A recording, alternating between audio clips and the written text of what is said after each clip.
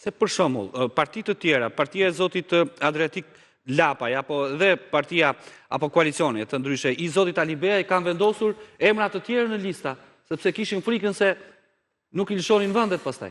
Si e pati ju këtë, se për herë të parë. Ata janë shprehur, e kisha unë Lapajn këtu, janë shprehur se u detyruan nga ligji. Unë e kam konsideruar përpara disa ditësh si politika e korrupsionit dhe karagjozllëqeve. Dhe korrupsioni dhe karagjozllëqet gjenden nga do në spektrin politik shqiptar përveç se Televizia Bashkë, diku dominon korrupsioni te partitë e mëdha, diku dominon karagjozllëku te këto partitë e tjera. Sepse shiko, të thuash që unë në këtë botë nuk ja kam besimin askujt përveç mamit dhe babit, është shumë problematike. E para një sepse fyen bashkëpunëtorët e tu. Pra i konsideron bashkëpunëtorët e tu njerëz që mund të shiten dhe nuk mbajnë fjalën. E dyta sepse vendos një standard shumë të ulët në politikë, standardin e nepotizmit. Është folur këto ditë, është shpifur ndaj meje, sikur në listën e Lëvizjes Bashkë kandidon një vëlla. Po e them publikisht, një vëlla quhet Elvis Qori, ka 14 vjet aktivizëm bashkë me mua në organizatët e dikushme politike, është aktivist shembullor i dedikuar dhe nuk është kandidat i Lëvizjes Bashkë në këto zgjedhje. Shikoni 186 emra, nuk do gjeni një emër Elvis Qori dhe unë vetëm një vëlla kam. S'kam as motor, as vëlla të dytë, edhe asgjë tjetër.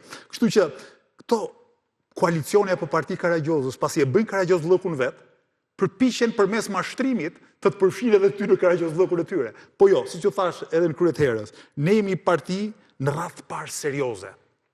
Dhe mua po të pyesësh për secili nga 186 kandidatëve që janë në listën e Lëvizjes Bashkë, unë do të shpjegoj pse është aty, çfarë profesioni ka, çfarë kontributi ka në Lëvizjen Bashkë dhe në jetën qytetare në përgjithësi. Qori, ju jeni pedagog prej vitesh, aktivist po dhe njini tashmë edhe terrenin politik. Si ka mundësi që në këtë vend si Shqipëria nuk bëhen asnjëherë njerëzit bashkë? Nuk bëhen bashkë, duan të gjithë jenë të parë. Pse nuk u grupuat ju, edhe partitë e tjera, le të themi të reja, dhe se ju thoni, kur them ju, u kam ju këtu, pra, thoni gjithë, ne do rrëzojmë Edi Ramën, ne do vim pushtet, ne do fitojmë kaq, por të ndarë. Ja tua shpjegoj. E para, Lëvizja Bashkë janë bashkuar mbi 6.000 qytetarë, dhe ky është bashkim shumë i rëndësishëm. E dyta, një parti nuk ekziston për të bashkuar me të tjerat. Versioni që krijoi parti sot, dhe ditën që themelova partinë, u bëj thirrje 5 partive tjera, të bëjmë një koalicion, është qesharak, sepse tregon që nuk ke fare parime, nuk ke fare ide, nuk ke fare arsye për t'u dhënë qytetarëve pse ekziston ti politikisht krahasuar me të tjerët. Lëvizja Bashkë një parti veçantë që thash, qëndrimi ynë kundër oligarkisë na dallon nga të gjithë të tjerët. Guximi ynë politik, ndershmëria kështu me radhë na dallon nga të gjithë të tjerët. Idetë tona politike nga dallojnë nga të gjithë të tjerët. Unë kam bërë një analizë të fletës votimit. Ka 11 parti aty ose koalicione.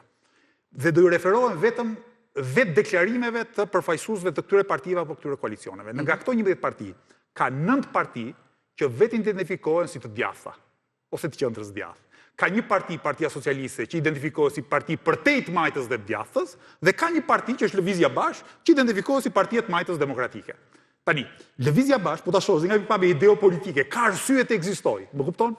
Tani pyetja ime është këto 10 tjerat, ose këto 9 parti që të gjitha thotë jemi e djathtë, qendrë e djathtë, si ka mundësi që s'kan bërë një koalicion të gjithë bashkë, shumica prej tyre ka dalë nga PD-ja, ose kanë një përvojë në PD apo në LSI, si ka mundësi që nuk janë bërë bashkë? Dhe arsyeja është shumë e thjeshtë. Secili prej tyre thjesht ka vetëm një qëllim, si të bëhet për vete deputet. Madje edhe ato koalicione që me Demek garojnë me listë hapur, nuk janë gjë tjetër veç një konglomerat ku secili aty brenda ka vetëm një qëllim, të bëhet vetë deputet. Pra, nëse qëllimi i Lëvizjen Bashkë është të bëjmë sa më shumë deputet për Lëvizjen Bashkë, dhe le të fitojnë më të mirët mes nesh, ku renditjen e vendos antarësia e Lëvizjes Bashkë, të gjithë të tjerët janë duke luftuar vetëm për veten e tyre. Do ketë gallat kur të numërohen votat e preferencës, sepse këta që janë koalicion do fillojnë të akuzojnë njëri tjetrin më vodhe votat, më kupton? Pra janë me Demek një parti, janë me Demek një koalicion, po janë njerëz që sa më shumë kalojnë ditët, aq më shumë luftën do ta kenë me njëri tjetrin, sesa me kundërshtarët politik. Lëvizja qartë, Lëvizja Bashkë ka një qëndrim të qartë, ne e kemi luftën me qeverinë, me establishmentin e vjetë politiku futet dhe Sali Berisha, Ilir Meta, Lulzim Basha e kështu me radhë, dhe me oligarkinë ekonomike. Dhe kemi një vizion, si thua, sistemor. Po me këta të rinjt që janë futur tani? Për mua janë fare të parëndësishëm, nuk kam asnjë lloj kontradikte, sigurisht kemi një diferencë shumë të madhe kur vjen puna te karakteri, serioziteti, ndershmëria dhe vizioni.